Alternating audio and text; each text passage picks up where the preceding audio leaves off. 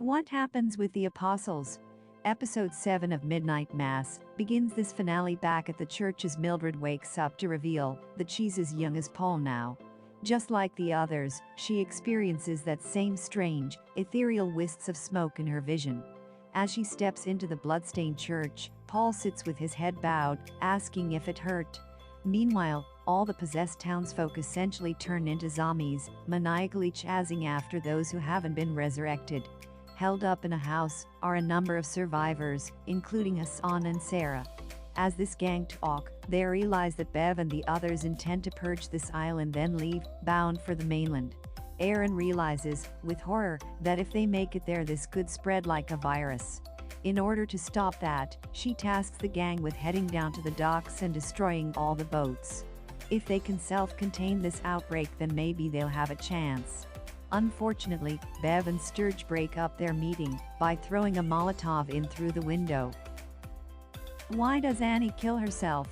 In order to buy them all some time, Annie steps out the front door, while the others sneak out the back. Bev sees straight through this charade and looks set to leave. Only, she's taken aback by Annie slitting her own throat, allowing blood to gush down her front. As she doubles over and collapses, Bev is unable to control her urges and drinks with Sturge. As the flames dance up the side of the house, threatening to consume the entire town, Sturge questions whether they should put it out. Bev decides they should let it spread, likening it to a new flood akin to Noah's Ark. As they stand and walk away, Annie awakens with glistening eyes. Annie can feel the virus spreading, but she manages to find Ed, telling him what's happened. Both of them find their inner strength not to feed, instead holding one another just like they did early in the season together at home.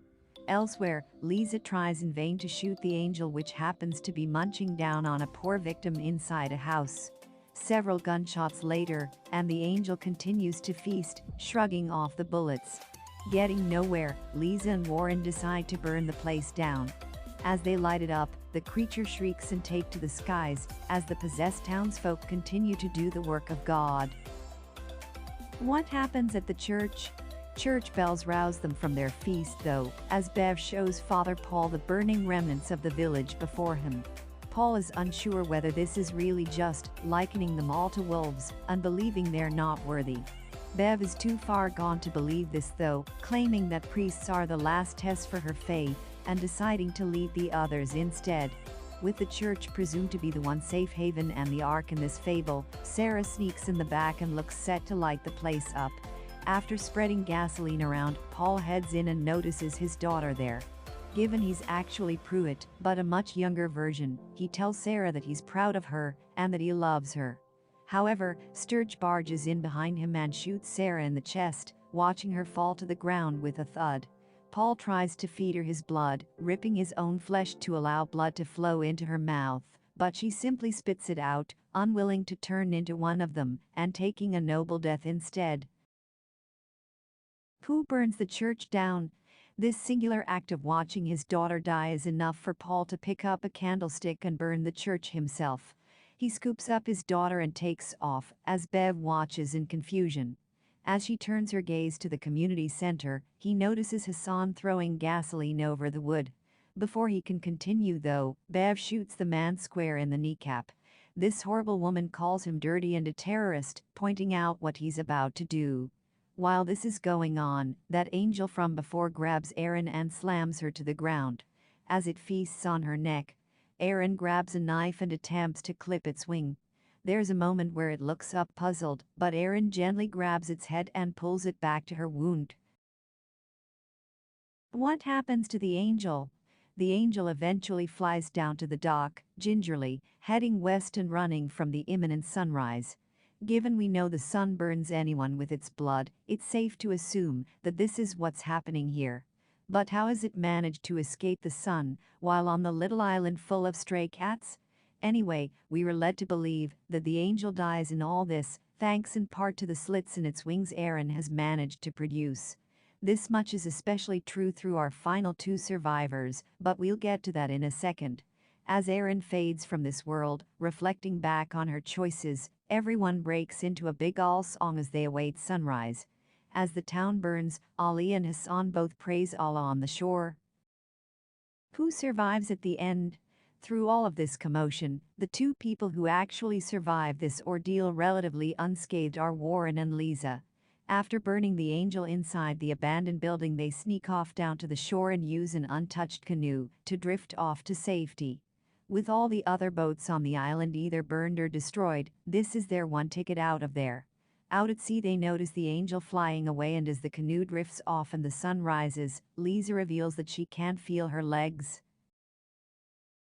Why can't Leeza feel her legs anymore? What holds the power? Now, there are two interpretations for these occurrences. One is that the island itself is full of mysterious healing powers like and lost. It could be that there's an energy that's only available to tap into there, and the further away you are, the less effect it has. This could explain what happened to Erin too, although there's absolutely no explanation given for her miscarriage. An explanation could well be that the blood she drank at the congregation could well have poisoned her child and caused a miscarriage, although the hormone levels are still unable to be explained. The other explanation is that the power comes from the angel itself. If this angel died in the sunlight, along with all the apostles on the island, then it could explain why Leeza is no longer able to feel her legs. And it could also explain why the angel doesn't go straight for her at the abandoned building either. She's one of the few people that kept the faith and remained morally good through the show too. The episode review. So the king of modern horror bows out with a conclusive chapter that crowbars this faith-filled story in with the idea of Noah's Ark and purging the land, with absolutely no explanation for anything that's happening, and essentially devolving this into a Walking Dead-like conclusion with zombies. Midnight Mass stumbles over the finish line. The final two characters, Leeza and Warren, have had so little screen time that their moments just feel inconsequential by the end, especially Warren. The whole angel shindig is a nice twist, but again, it's something that peters out and isn't exactly scary, especially after showing it so prominently in episode 3.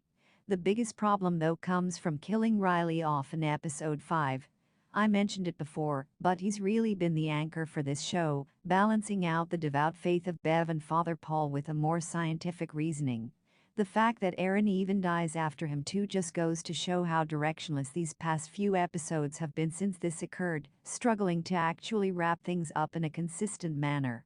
Perhaps some people will enjoy the ending, and there's certainly a lot of thematic weight to this, but in terms of character, plot and payoff to the big ideas, Midnight Mass struggles with most of this.